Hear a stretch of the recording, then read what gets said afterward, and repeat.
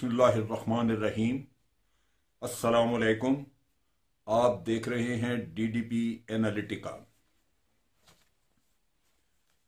आज हम बात करेंगे कश्मीर के बारे में, जहां चंद दिन पहले एक तकरीब में महबूबा मुफ्ती मौजूद थीं और वहां भारत का झंडा लहराया गया।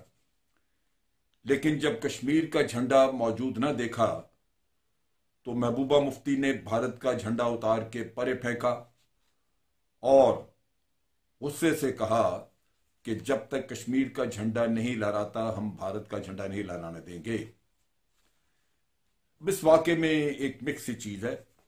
एक तरफ तो कश्मीर का झंडा ना होने का शिकवा और उस पर गुस्सा, और दूसरी तरफ उसके बावजूद ये कहना कि भारत का झंडा भी तब लहराएंगे जब कश्मीर का झंडा लहराएगा। सो यह आधी बात है। लेकिन फिर भी मैं ये कहूंगा कि इस खातून में उन 11 पार्टियों का जो कि इत्तेहाद बना गुपकार डिक्लेरेशन के लिए, जो कि फारूक अब्दुल्ला उसको लीड कर रहे हैं, कम से कम उन हजरात की निस्बत इस खातून में कुछ गैरत ज्यादा है। ये ज्यादा गैरतमंद नजर आती हैं कि कम से कम अपने कश्मीर के झंडे की बात तो करती हैं। कश्मीर का झंडा जो कि अरसा दराज से 1947 से पहले से खून आलूद है, खून में डूबा हुआ है, लेकिन उसके बावजूद कुछ पार्टियां और कुछ लोग, कुछ खानदान अपने इक्तदार की लालच में इस झंडे के खून को देखने से कासिर हैं।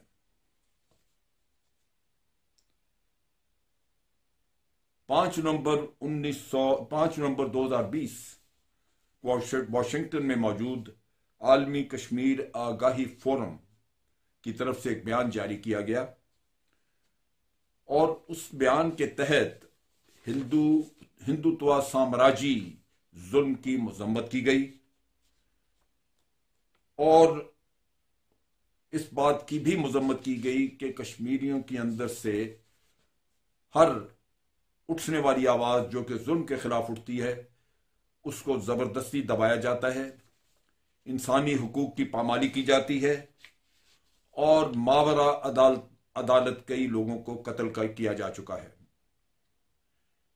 इस जुल्म के खिलाफ उन्होंने अपील की कि तमाम वो अदारे जो कि इंसानी हुकूक के अलंबरदार हैं, या वो इंसान या वो दुनिया में बसने वाले वो लोग जिनको इंसानियत का एहसास है, वो इस जुल्म के खिलाफ आवाज उठाएं और इन कश्मीरियों के ऊपर होने वाले जुल्म को दुनिया तक पहुंचाएं, उनके जमीर को झंझोड़े ताकि भारत को इस जुल्म से रोका जा सके।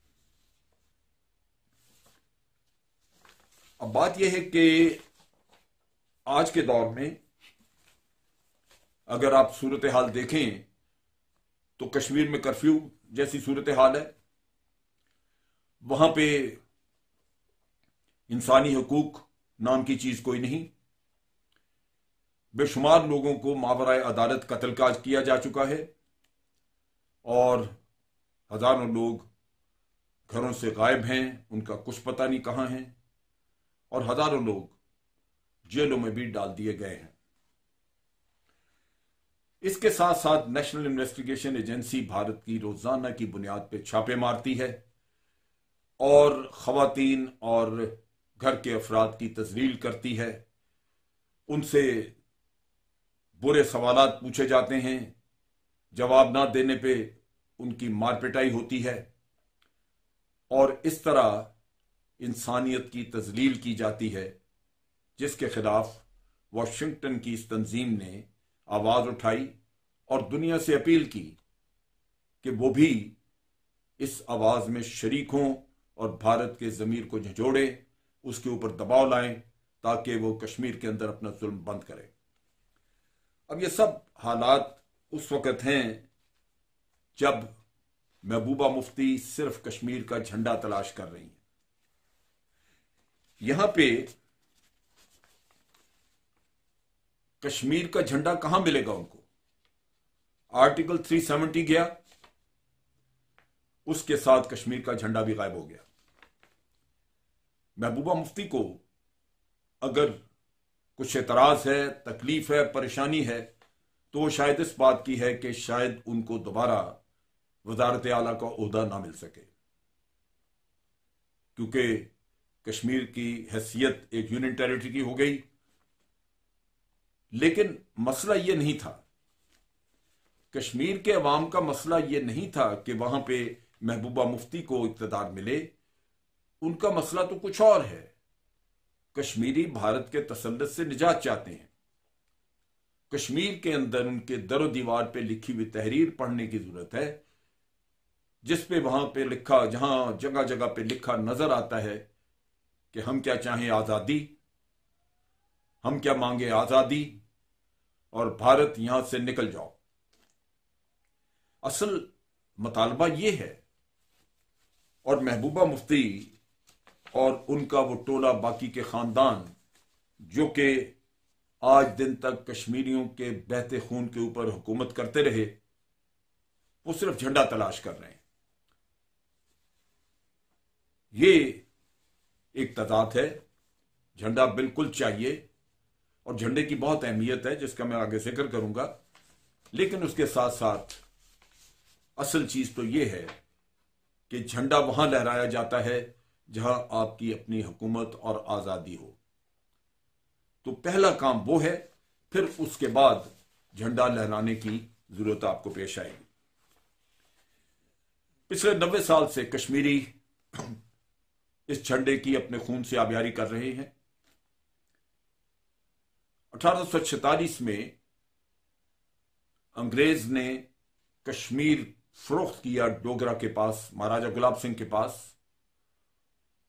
और जमीन फरोख्त हो सकती है, लेकिन उसके साथ साथ अंग्रेज ने यह शर्त पसंदी की कि कश्मीरियों को बेच डाला।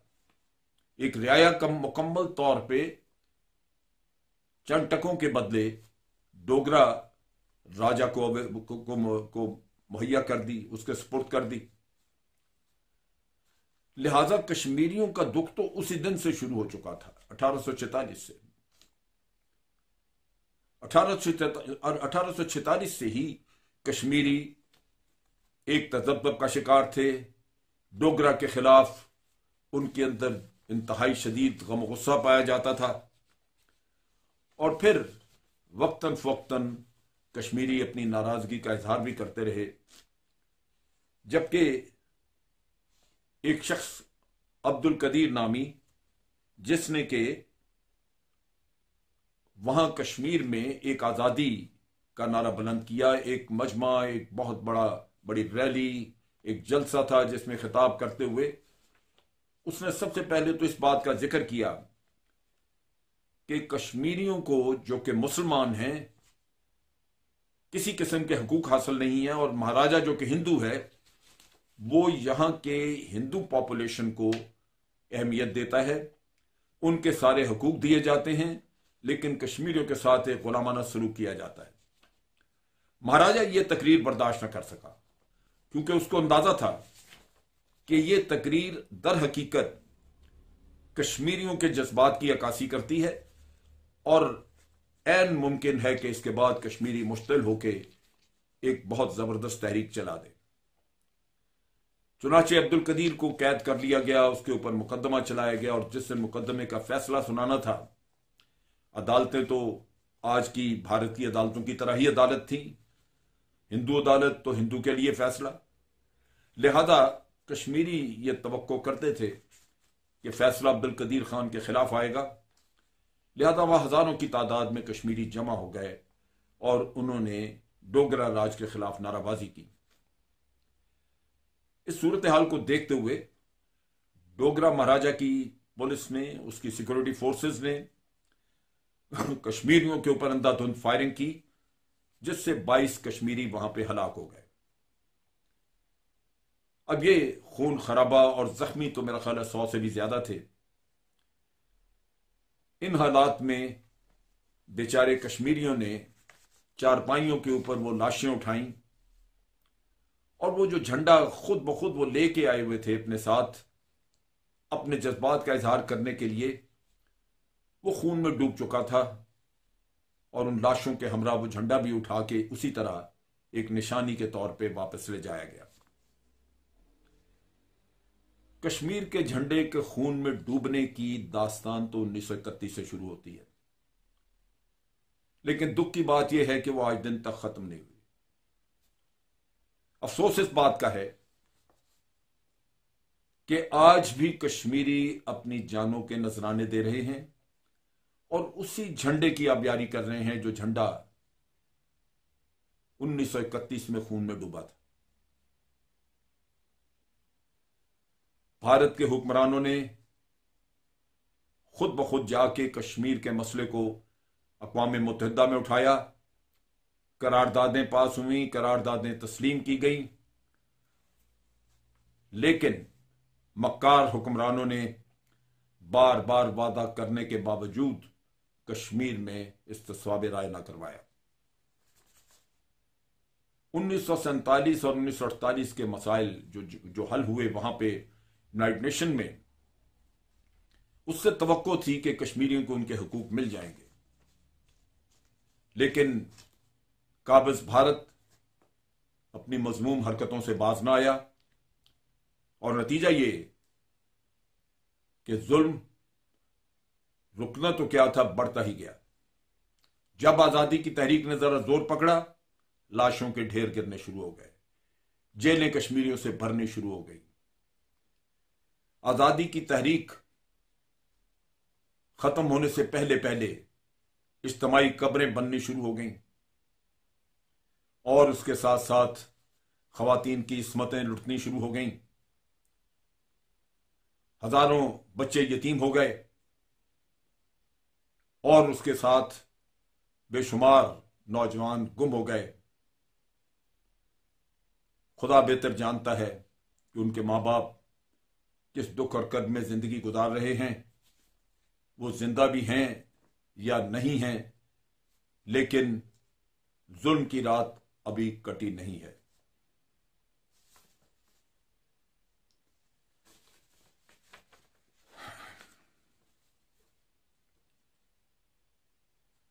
बात यह है कि ये जो सूरत हाल आज हमें नजर आ रही है, इसको अगर हम गौर से देखें तो वक्ती तौर पे कुछ खामोशी नजर आती है, क्योंकि आज वादी में कोरोना फैला हुआ है, लेकिन बैनुल अक़वामी तंजीमों के एहतजाज के बावजूद कश्मीरियों के ऊपर से पाबंदियां नहीं हटाई गईं, जिसकी वजह से हलाकतें हो रही हैं, इलाज मालजे की सहूलत मुयस्सर नहीं है और कश्मीरी बेचारे इलाज के लिए दर दर ठोकरें खा रहे हैं। दूसरी तरफ कश्मीरी नौजवानों से जेलें भरी हैं और बाहर जेलों से उन्हीं लोगों को रिहा किया गया है जो हिंदुस्तान के साथ अपनी वफादारी जताने के लिए तैयार हैं। अब सोचने की बात यह है कि क्या इतने सालों में 3-4 नस्लें गुजर जाने के बाद भी भारत क्या तहरीक को दबा सका? तहरीक तो खत्म नहीं हो सकी। नस्लें बदल गई, नौजवान बदल गए, कुर्बानियां जारी रहीं, लेकिन तहरीक वहीं की वहीं है। जब जुल्म बढ़ता है वक्ती तौर पे खामोशी होती है, लेकिन उसके बाद फिर एक दफा जोश पकड़ती है तहरीक और फिर वो सामने आती है। क्या दुनिया के लिए, भारत के लिए, भारत के अवाम के लिए कि यह लम्हा फिक्रिया नहीं है कि इतने अरसे के बावजूद जिस तहरीक को वो दबा नहीं सके, खत्म नहीं कर सके, क्या वो आइंदा खत्म कर सकेंगे? ये एक सोच है और मैं समझता हूं कि एक झूठा दिलासा मोदी ने अपनी कौम को दिया हुआ है, ये कह के कि वहां पे हम डेवलपमेंट करेंगे, कश्मीरियों के माली हालात बेहतर होंगे। अगर यही कुछ होता तो कश्मीरी बहुत पहले भारत से मिलकर भारत को कहते कि जी यहां डेवलपमेंट कर लें। ये डेवलपमेंट क्या है, उसकी क्या खुशी और क्या उसकी आनत, जहां हजारों लोगों को आपने बंद किया हुआ है और लाखों की तादाद से अपनी सिक्योरिटी फोर्सेस वहां उनके सरों पे खड़ी की हुई हैं। अगर उन लोगों को इस डेवलपमेंट की खुशी होती और इस डेवलपमेंट में वो वाकई आपके साथ तावन करना चाहते, तो फिर आपको वहां पे फौजें रखने की जरूरत होती? वो तो ना होता। फिर आपने शरीयत के कवानीन बदल के वहां पे उनके रस्म रिवाज, उनकी जमीनें, उनके कल्चर पे कब्जा करने की कोशिश की। तो क्या कश्मीरी कबूल कर लेंगे? और फिर आप आरपीएफ, अपने जो आपके सिक्योरिटी फोर्सेस हैं, उनके लिए भी आप वहां कैंप बनाने के लिए उनकी जमीनों पे कब्जे कर रहे हैं। क्या कश्मीरी ये जुल्म बर्दाश्त करेंगे? जब आप सब कुछ ये नहीं कर रहे थे, जब एक रियासत भी थी, एक उसकी असेंबली भी थी, कुछ ना कुछ वहां पे उनके नुमाइंदे भी मौजूद थे, तो अगर उस वक्त हुर्रियत के परवानों ने आपकी बालादस्ती कबूल न की, आपकी गुलामी कबूल न की, तो इतनी नफरतें देने के बाद कोई वहां पे गुलामी कबूल करेगा? सवाल ही पैदा नहीं होता। इसके बाद तो फासले और नफरतें इतनी बढ़ जाएंगी कि कश्मीरी आजादी से कम किसी बात पे बात नहीं करेंगे। अब इसमें जो चीज देखने की है वो ये है कि कश्मीर का झंडा जो 1931 में खून में डूबा, वो आज भी डूबा हुआ है और आज भी उस पे ताजा बताजा खून हर रोज बहता है। आज भी उस झंडे को अवाम भूले नहीं है। महबूबा मुफ्ती जैसी खातून जो कि भारत से तावन करती रही, उसको भी झंडा याद है। और जिन खानदानों ने, जिन माओं ने अपने बच्चे कुर्बान किए हैं, क्या वो झंडा भूल सकती हैं? उनकी तो आंखों में है, उनकी तो नजरों में वो झंडा है जो खून आलूद है। आज जरूरत इस बात की है कि ये वो पार्टियां जिन्होंने गुपकार डिक्लेरेशन दी थी, वो गुपकार को ही इस डिक्लेरेशन को कन्वर्ट करके गुपकार आजादी डिक्लेरेशन बनाए। गुपकार डिक्लेरेशन आर्टिकल 370 की बहाली का नाम नहीं है। अगर ये लोग गुपकार डिक्लेरेशन को आजादी की डिक्लेरेशन नहीं बनाएंगे तो ये मुजरिम कहलाएंगे। ये लोग आज दिन जितने भी शहीद हुए लोग, कश्मीर के नौजवान जितने भी शहीद हुए, ये उनके कातिल कहलाएंगे। जितनी भी खवातीन की इस्मतें लुटी, ये लोग उनके जिम्मेदार कहलाएंगे। ये बात सोचने की है कि क्या लीडरशिप ऐसी होती है जो अपने नौजवानों के खून के ऊपर हुकूमत करे? अगर आज भी ये लीडर ना जागे तो कल इनकी गर्दनों पे हाथ होंगे उन नौजवानों के जो आजादी के परवाने हैं। मैं अपने पाकिस्तानी बहनों भाइयों से कहता हूं, उनसे दरखास्त करता हूं कि मेहरबानी करके हर नमाज के बाद अपने कश्मीरी बहन भाइयों के लिए दुआ किया करें। रब्बुल आलमीन उनकी मुश्किलें आसान करे। रब्बुल आलमीन अपनी रहमतों में उन खवातीन को पर्दा दे जिनकी पर्दादारी की आज जरूरत है, जो कश्मीर में भारतीय दरिंदों के हाथों अपनी असमतें लुटा बैठी हैं। मैं अपने पाकिस्तानी बहनों भाइयों से गुजारिश करता हूं, दरखास्त करता हूं कि मेहरबानी करके अपने अच्छे बुरे लम्हों में उन कश्मीरी बहन भाइयों को याद रखें। वो हमारे दिल और जिगर के टुकड़े हैं। उन्होंने पाकिस्तान का साथ निभाने के लिए बहुत जुल्म सहे हैं और हम उनके लिए दुआ करने से भी अगर गुरेज करें तो ये बहुत ज्यादती होगी। और मेरी हुकूमत से भी अपील होगी कि कश्मीर की आजादी के लिए अपनी जद्दोजहद में तेजी लाएं। इतनी तेजी कि इस जद्दोजहद का हक अदा सके। आखिर में मैं दुआ गो हूं कि रब्बुल आलमीन मेरे कश्मीरी बहन भाइयों को अपने हिफ्ज़-ओ-मान में रखे और हिंदुत्व के जुल्म से बचाए, और मालिक अपनी रहमत से उनकी जद्दोजहद का एक अच्छा समर अता करे, उनको मंजिल मकसूद तक पहुंचाए। फ़ौज पाकिस्तान जिंदाबाद, पाकिस्तान पाइंदाबाद।